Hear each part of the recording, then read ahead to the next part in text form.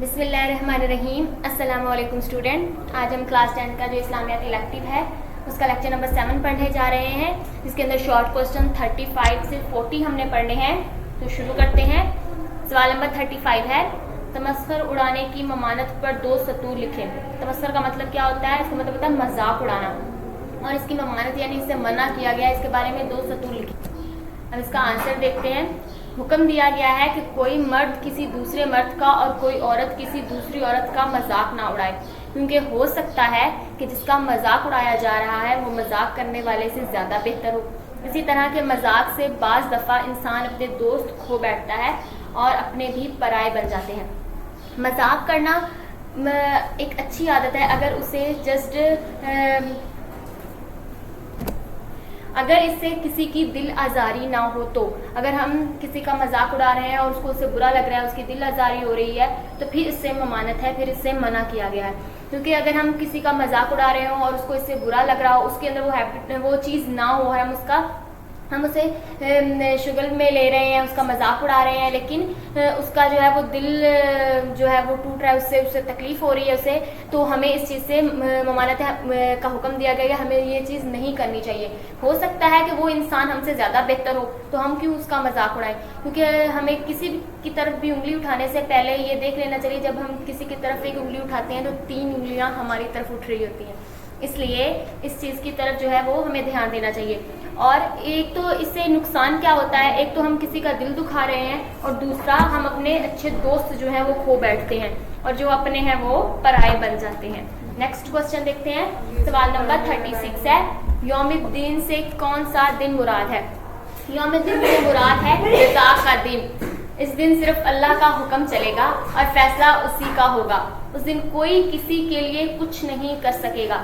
یوم الدین as a مسلمان ہونے کے ناطے عقیدہ قیامت اور عقیدہ آخرت پر ہمارا یقین ہے کہ ہم جو کچھ اس دنیا میں کر رہے ہیں، یہ دنیا فانی ہے، ختم ہونے والی. جو کچھ ہم نے یہاں پہ بویا ہے، ہمیں اسے آخر میں جا کر کاٹنا ہے. اس کی جو ہے ہمیں جواب دہی ہوگی ہماری. آخر میں اللہ کے سامنے ہمیں پیش ہونا ہے. اس دن کو وہ یوم الدین کہتے ہیں، یعنی جزا کا دن، جس دن ہمیں ہمارے اعمال کا حساب دیا جائے گا، ہم سے لیا جائے گا. اچھے اعمال کرنے والے کو جو ہے وہ اچھا اجر، اور برے اعمال کرنے والے کو اس کی سزا دی جائے گی. اس دن صرف اللہ تعالیٰ کا حکم چلے گا، صرف کسی کی حکمرانی ہوگی، اور کوئی کسی کے لیے کچھ بھی نہیں کر سکے گا. نہ باپ بیٹے کو ماں بیٹے کو پہچانے گی، نہ بھائی بہن کو پہچانے گا. ہر ایک کو صرف اپنی پڑی ہوگی، صرف اپنے لیے. اسی لیے ہمیں دنیا میں اس چیز کا خیال رکھنا چاہیے کہ ہمیں آگے جا کے اس چیز کی جواب دہی کرنی. ہم کسی کے اعمال کے جواب دہ نہیں ہیں، اپنے اعمال کے جواب دہ ہیں. اس لیے ہمیں جو ہے اپنے اعمال پر فوکس کرنا چاہیے، نہ کہ دوسروں کے. نیکسٹ کوسچن دیکھتے ہیں. سوال نمبر 37 ہے، ممانعت قتل پر مختصر نوٹ لکھیں. یعنی قتل سے منائی کیوں ہے؟ اسلام میں کسی کو بھی ناحق قتل کرنے سے منع کیا گیا ہے.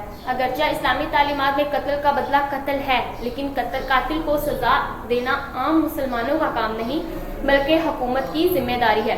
مقتول کے وارثوں کو قصاص لینے کا حق ہے، لیکن قصاص میں قاتل کے ساتھ زیادتی کی قطعاً اجازت نہیں. نہ اس کے کسی عزیز اور رشتہ داروں کو اس کے بدلے قتل کیا جائے، اور نہ ہی قتل کے بعد ناک کان وغیرہ کاٹے جائیں.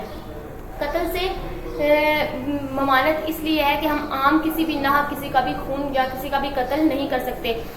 اگر آپ کوئی قتل ہو گیا ہے، آپ کا قتل ہو گیا، تو اس کا بدلہ اسلام میں جائز ہے، ہم بدلہ لے سکتے ہیں. قتل کا بدلہ قتل ہے، لیکن ہم جو ہے عام انسان ہمیں اپنا دکھ جو ہے وہ بڑا لگتا ہے. اس لیے ہم کیا کریں گے، کیا پتہ ہم دوسرے کو اس سے زیادہ سزا دے دیں جتنا اس نے ہمیں تکلیف پہنچائی ہے. اس لیے ہم انصاف کے تقاضوں پر پورے نہ اترے. حکومت نے جو قانون وضع کیے ہیں، ہمیں ان کے اکارڈنگ چلنا چاہیے. جب قانون ہے تو اس کے مطابق.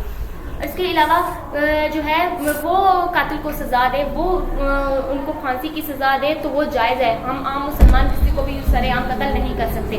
مقتول کے وارثوں کو قصاص لینے کا حق ہے، یعنی کہ مقتول کے وارثوں کو قصاص لینے کا حق ہے. مطلب جن کا قتل ہو گیا اس کے وارثوں کو یہ حق رکھتے ہیں کہ وہ قصاص لے لے. اب قصاص میں وہ کیا چیز لے سکتے ہیں؟ قصاص میں وہ قاتل کے ساتھ جو ہے وہ کوئی بھی رقم سے اس چیز کا جو ہے وہ سودا کیا جا سکتا ہے کسی طرح سے بھی، یا کوئی بھی چیز کا لین دین کر لیں، لیکن قاتل کے ساتھ زیادتی کی قطعی اجازت نہیں ہے. ہماری ابھی بھی جو ہے ہمارے جو قبائلی علاقے ہیں وہاں پر آج بھی یہ نظام ہے کہ وہ قانون کو اپنے ہاتھ میں لے لیتے ہیں. اگر کوئی قتل ہو جائے تو بدلے میں ان کے گھر کی جو لڑکیاں ہوتی ہیں ان کو غنی کر دیا جاتا ہے, اور خود ہی ان کے جو قاتل ہے ان کے گھر والوں میں سے کسی کو بھی قتل کر دیتے ہیں, یعنی کہ قانون کو اپنے ہاتھ میں لے لیتے ہیں. انہیں جو ہے وہ حکومت یا پولیس وغیرہ ان تک پہنچنے سے پہلے خود ہی اپنے معاملات کو سیٹ کر لیتے ہیں. اس کی اجازت نہیں ہے, اس سے منع کیا گیا ہے. اس کے علاوہ اگر قتل کر دے تو اس کے بعد اسے اذیت نہیں دینی چاہیے, یعنی اس کے ناک کان وغیرہ نہیں کاٹنے چاہیے. جب آپ وہ آلریڈی ہی اس کو قتل کر چکے ہیں تو پھر بس آپ کا بدلہ پورا ہو گیا, اس سے زیادتی نہ کریں, اس کی آپ سے پوچھ ہوگی. سوال نیکسٹ کوشچن جو ہے کوشچن نمبر 38, معنی تحریر کریں قسطاس اور اقفز. قسطاس کا مطلب ہوتا ہے ترازو اور اقفز کا مطلب ہوتا ہے جھکا دیجئے. نیکسٹ چلتے ہیں ہم کوشچن نمبر 39 کی طرف. ترجمہ لکھیں انما المؤمنون اخوۃ. جواب ہے بے شک مسلمان آپس میں بھائی بھائی ہیں. یہ حدیث مبارک اس وقت آئی تھی, یہ آیت اس وقت آئی تھی جب ہجرت مدینہ ہوئی, یعنی کہ حضور صلی اللہ علیہ وسلم اللہ تعالیٰ کے حکم سے مسلمانوں کو لے کر مکہ سے مدینہ کی طرف ہجرت کر کے آئے تھے. اپنا سب کچھ گھر بار وغیرہ چھوڑ کر آئے تھے, اور وہاں پر مہاجرین اور انصار کے درمیان جو ہے ایک بھائی چارے کا جو ہے رشتہ بنایا گیا تھا, جس کی مثال پوری دنیا میں بلکہ پوری تاریخ میں کہیں بھی نہیں ملتی ہے. اس وقت یہ آیت نازل ہوئی تھی کہ بے شک مسلمان جو ہیں وہ آپس میں بھائی بھائی ہیں. نیکسٹ کوشچن نمبر 40 ہے انفاق فی سبیل اللہ کی 2 فضیلتیں لکھیں. انفاق فی سبیل اللہ کی 2 فضیلتیں درج ذیل ہیں. انفاق کا مطلب ہوتا ہے صدقہ دینا, یعنی انفاق کا مطلب ہے صدقہ دینا. انفاق فی سبیل اللہ یعنی اللہ کی راہ میں اپنا مال جو ہے ہم کسی غریب مسکین کو یا ضرورت مند کو دے رہے ہیں. تو انفاق فی سبیل اللہ کی 2 فضیلتیں جو ہے درج ذیل ہے.